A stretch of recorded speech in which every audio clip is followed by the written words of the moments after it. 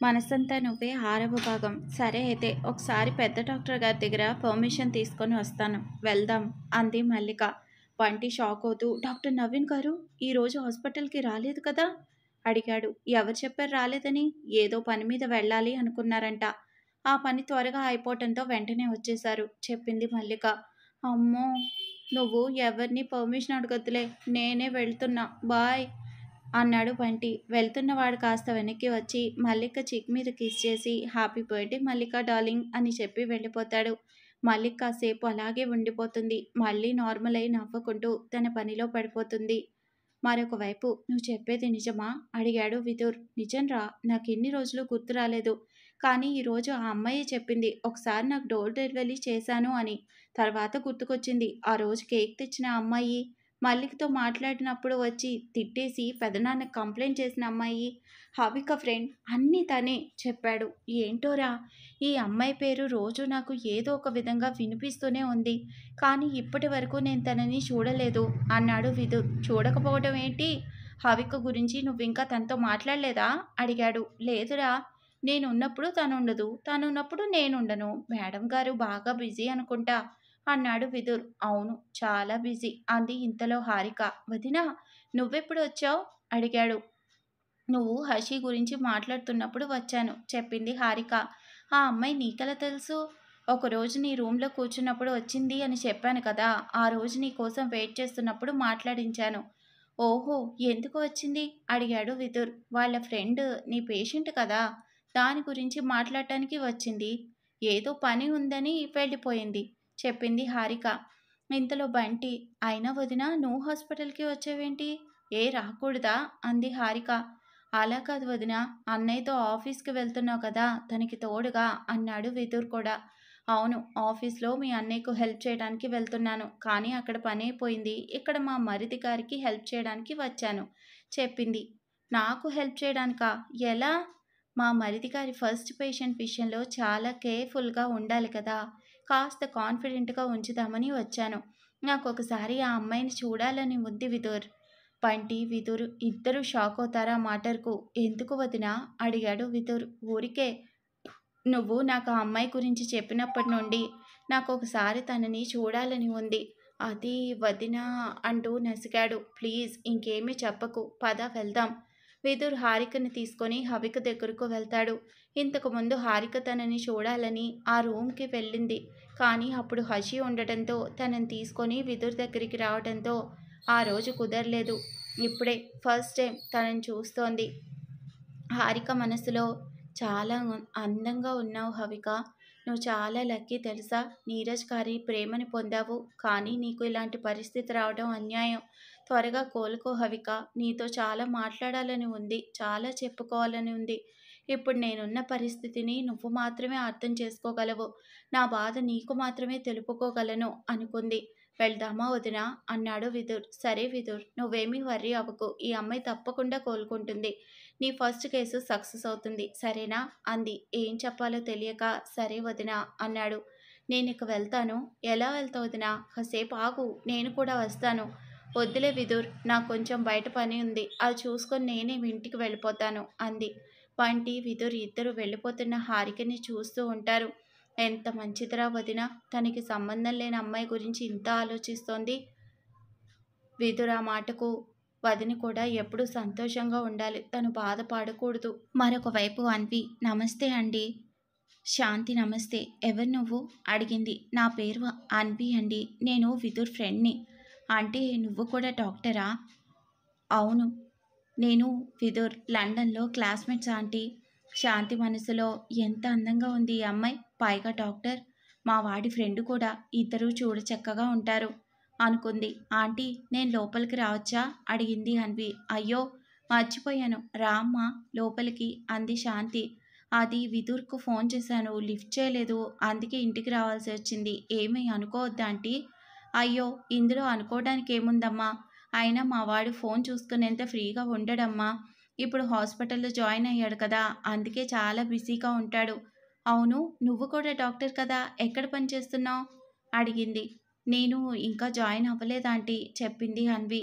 "అయ్యో అవునా? ఎక్కడ జాబ్ రాలేదా పాపం? పోనీలేమ్మా.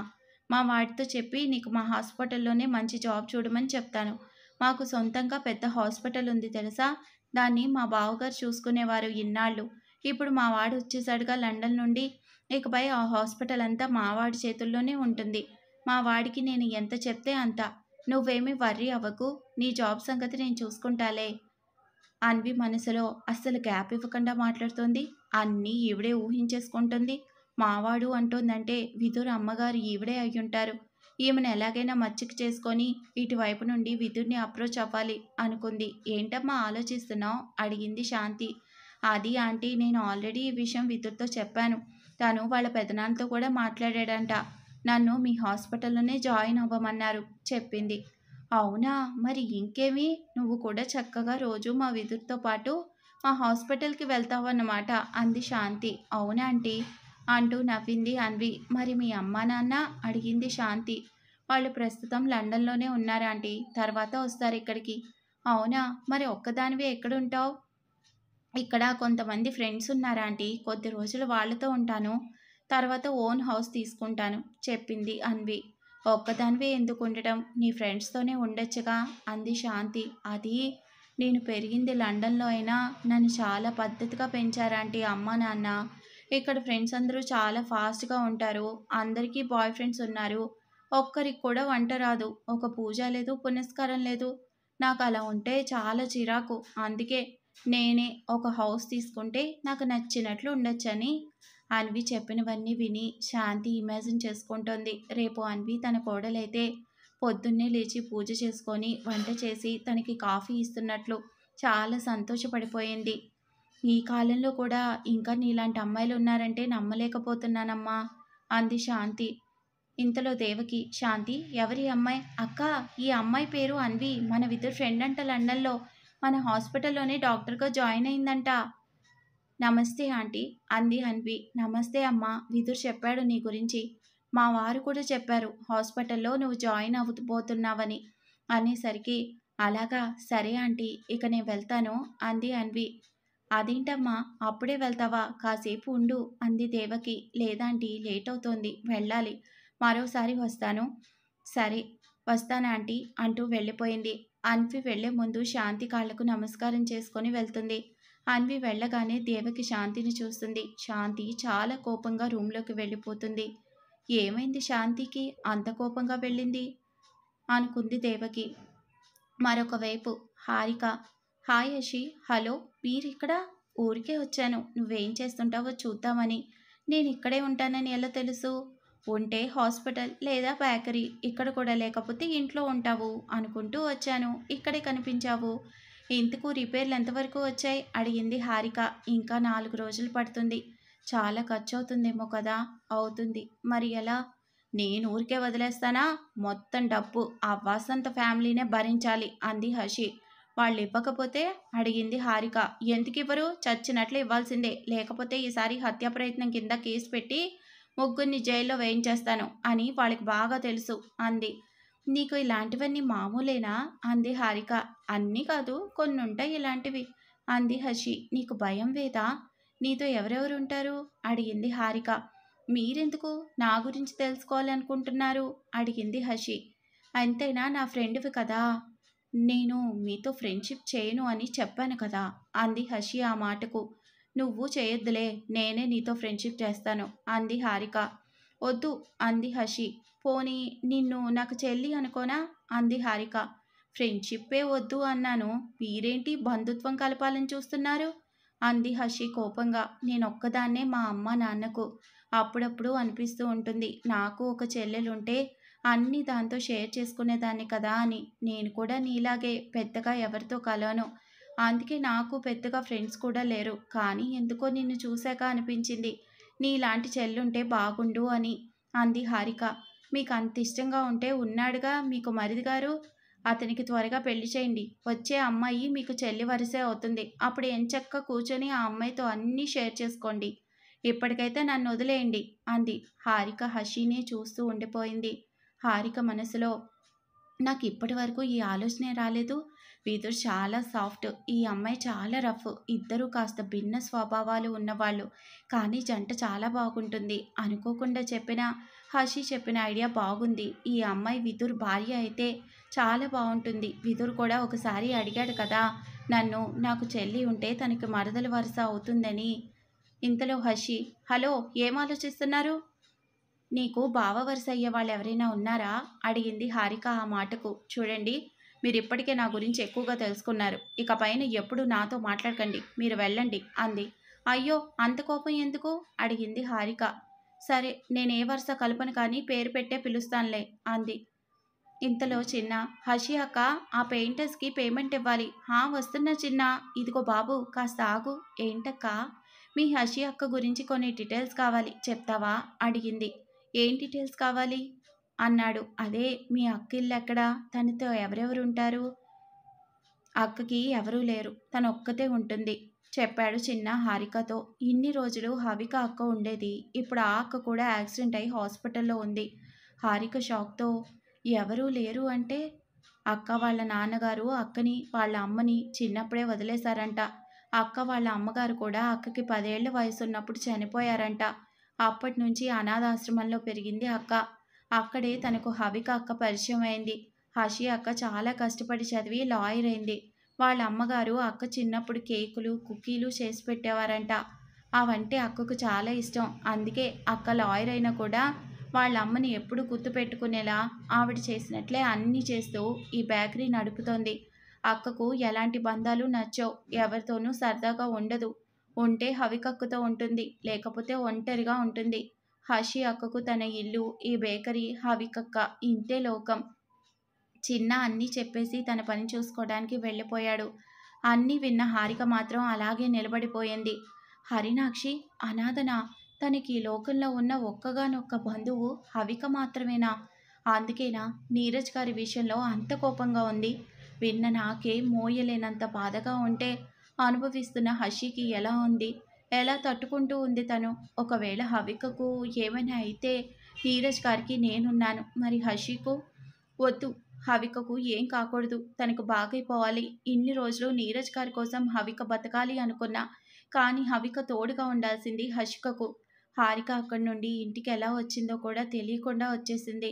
రావడంతోనే రూమ్లోకి వెళ్ళిపోయి లాక్ వేసుకొని కింద కూర్చొని ఏడుస్తూ పడుకుంది. మల్లిక అరుస్తూ మరొక వైపు, డాక్టర్, డాక్టర్. ఏమైంది సిస్టర్? అడిగాడు విదుర్. హవిక, హవిక ఏమైంది? తను కోమాల నుండి బయటకొచ్చింది. తన పక్కన టేబుల్ మీద ఉన్న మెడిసిన్ బాక్స్ కింద పడేసింది. చూస్తే హవిక కళ్ళు తెరిచి నన్ను చూస్తోంది, చెప్పింది మల్లిక కంగారుగా. ఓకే, నువ్వు వెంటనే డాక్టర్ నవీన్ గారికి చెప్పి ఆయన్ని ఇక్కడికి తీసుకొని రా అనేసరికి ఓకే డాక్టర్ అంటూ వెళ్ళిపోయింది మల్లిక. 5 నిమిషాల తర్వాత, విదుర్, ఇప్పుడేం చేద్దాం పెదనాన్న అన్నాడు. ఏదైతే అదే అవుతుంది, మనమైతే ఆపరేషన్ చేద్దాం విదుర్ అన్నాడు నవీన్. కానీ ఆ అమ్మాయికి గొంతులో అయిన గాయాలకు మాట పడిపోయింది ఇప్పటికే. మళ్ళీ ఇప్పుడు ఆపరేషన్స్కి తన బాడీ సహకరిస్తుందా? అలా అని ఆపరేషన్ చేయకపోతే కష్టం, మన ప్రయత్నం మనం చేద్దాం అన్నాడు నవీన్. ఈ విషయం అన్నయ్యకు ఇప్పుడే చెప్పొద్దు విదుర్. హారిక, నీరజ్ ఇప్పుడిప్పుడే హ్యాపీగా ఉన్నారు. హవిక గురించి వాడికి ఇప్పుడే ఏమీ తెలియకూడదు. మరి వదినకు అన్నాడు విదుర్ షాక్తో. హారిక ఏంటి, తనకి హవిక గురించి తెలియదు కదా అన్నాడు నవీన్. హవిక నీరజ్ అన్నయ్య ప్రేమించిన అమ్మాయిగా తెలీదు, నా పేషెంట్గా తెలుసు. ఈ మధ్య ఒకసారి వచ్చింది, హవికని చూడాలి అని అడిగింది.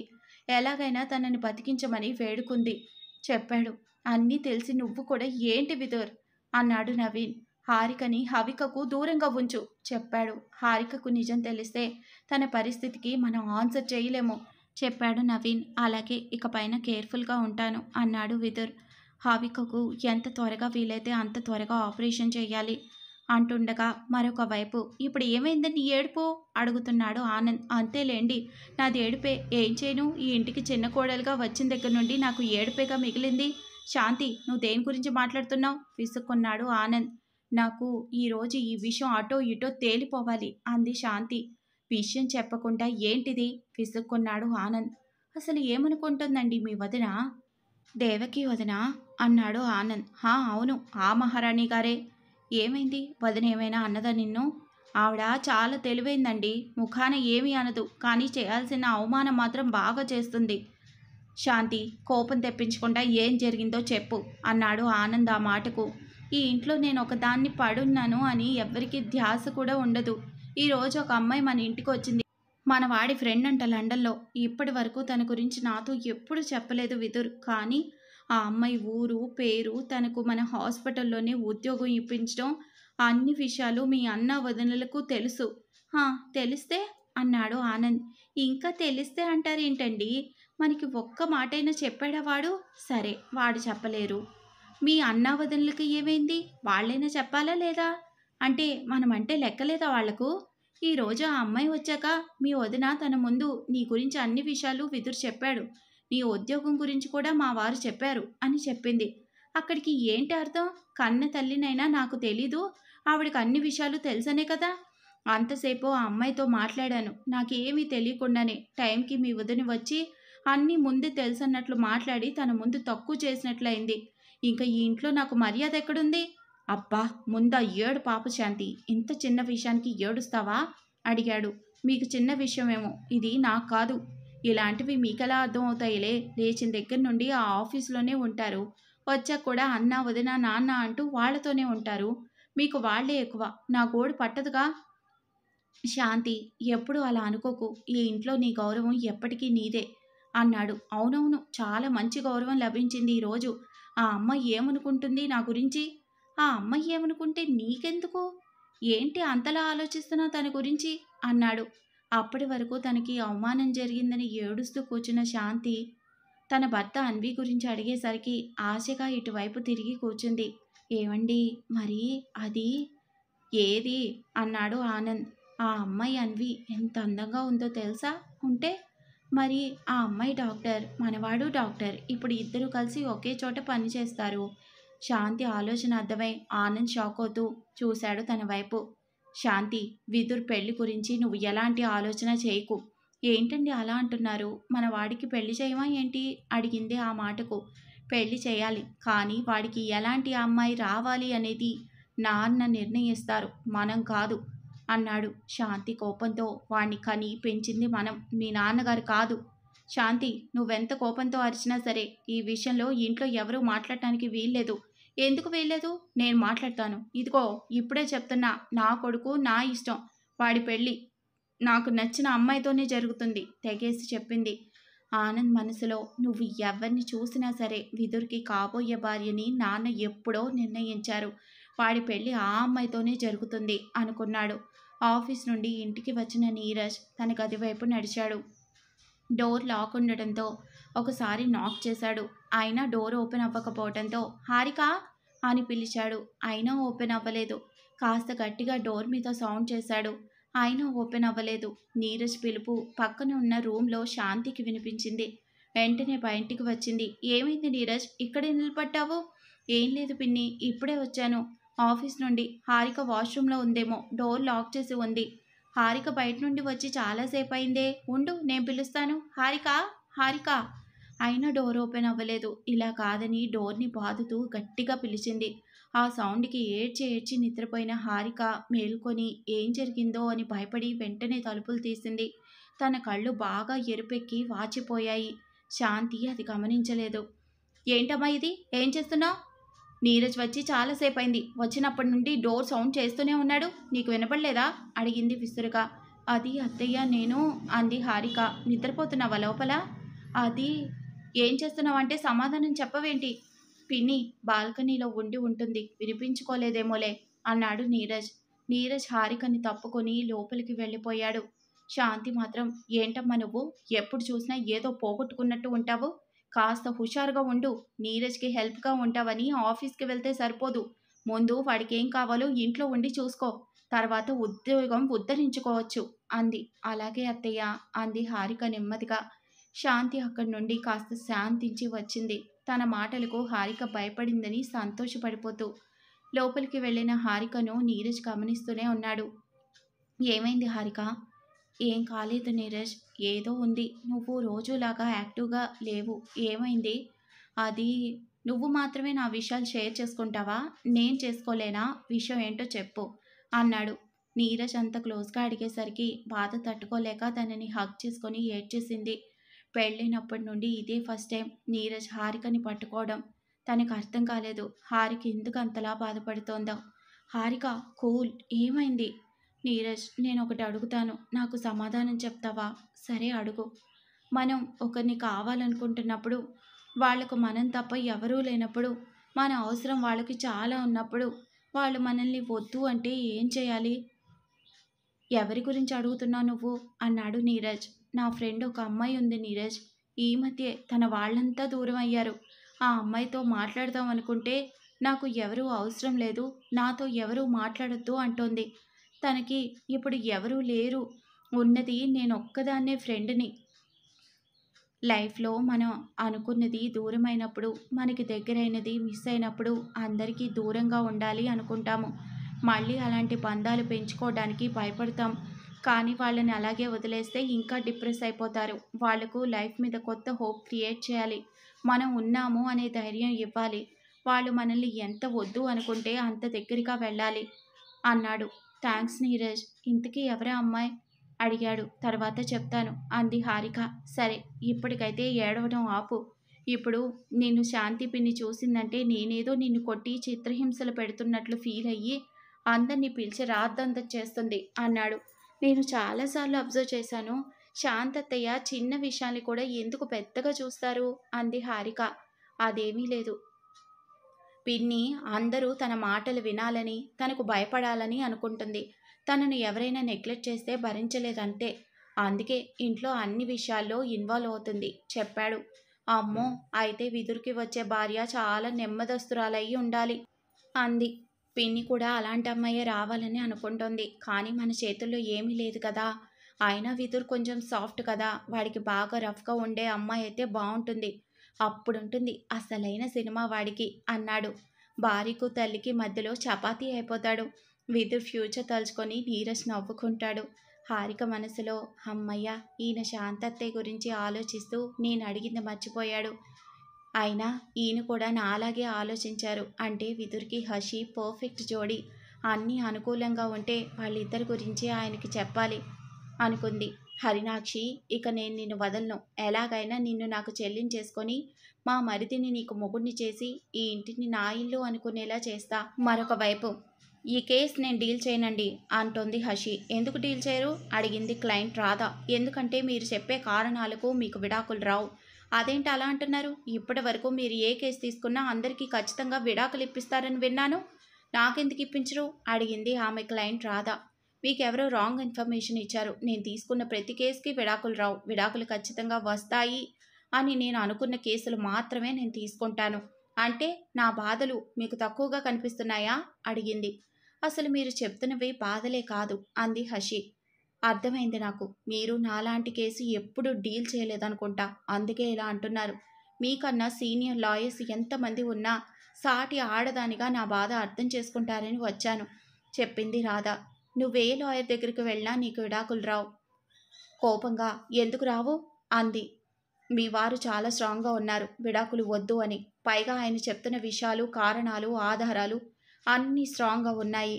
అయినా మీరు నాకు విడాకులు కావాలని కోర్టుకు వెళ్తే జడ్జి గారు మీకు 4 అక్షంతలు వేసి మీ ఆయన దగ్గరికి పంపిస్తారు చెప్పింది హషి. మిమ్మల్ని నమ్ముకొని వచ్చాను చూడు, నాకు బుద్ధి లేదు. నేనే వేరే లాయర్ని వెతుక్కుంటాను అంటూ రాధ అక్కడి నుండి కోపంగా వెళ్ళిపోయింది. బయటకు వెళ్తూ తనకు ఎదురుగా వస్తున్న హారికని చూసి ఆగింది. ఏంటమ్మా, నువ్వు కూడా విడాకుల కేసు గురించి వచ్చావా? ఈ అమ్మాయి తీసుకున్న ప్రతి కేసు గెలిచింది అని చాలా పొగరుగా ఉంది. నా కేసు తీసుకోలేదు. ఏమంటే నీకు విడాకులు రావు అంటోంది. నువ్వు కూడా ఇంకెవరినైనా చూసుకో అంటూ రాధ కోపంగా వెళ్ళిపోయింది. హారిక నవ్వుకుంటూ లోపలికి వెళ్ళింది. డోర్ మీద సౌండ్ చేసింది. కమిన్. ఎలా ఉన్నారు లాయర్ గారు? తెలిసిన వాయిస్ లాగా అనిపిస్తే తలెత్తి హారికని చూసింది. మీరా? నా పేరు మీరా కాదు, హారిక అంది. నా ఇల్లు ఎలా తెలుసు మీకు అడిగింది హషి. తెలుసుకున్నాను. అదే ఎలా? నీకు మా ఇల్లు ఎలా తెలుసో ఆ రోజు నాకు చెప్పావా? మరి నేనెందుకు చెప్పాలి ఇప్పుడు? సరే, ఎందుకు వచ్చారో చెప్పండి అంది హషి. ఊరికే వచ్చాను.